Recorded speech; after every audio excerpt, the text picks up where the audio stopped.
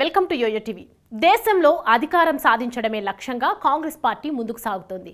ఈ నేపథ్యంలో దేశంలో అసెంబ్లీతో పాటు పార్లమెంట్ ఎన్నికలు జరగనున్న రాష్ట్రాల్లో అనేక కార్యక్రమాలను నిర్వహించడంతో పాటు కీలక నేతలను కాంగ్రెస్ పార్టీలో చేర్చుకుంటూ కాంగ్రెస్ పార్టీ బీజేపీని బీట్ చేసే పనిలో పడింది.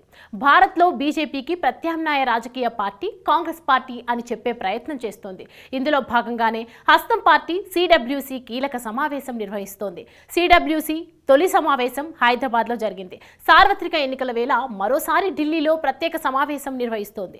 ఏఐసీసీ కేంద్ర కార్యాలయంలో ఉదయం 10 గంటలకు ప్రారంభం కానుంది. అయితే ఈ సమావేశానికి కొంతమంది కీలక నేతలకు మాత్రమే ఆహ్వానించింది.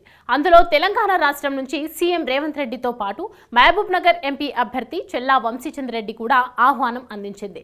పార్టీలో మొదటి నుంచి తన తెలివి నడవడికతో ఎంతో గుర్తింపు తెచ్చుకున్న చెల్లా పార్టీ కీలక సమావేశాల్లో ఆహ్వానం అందుతుంటుంది.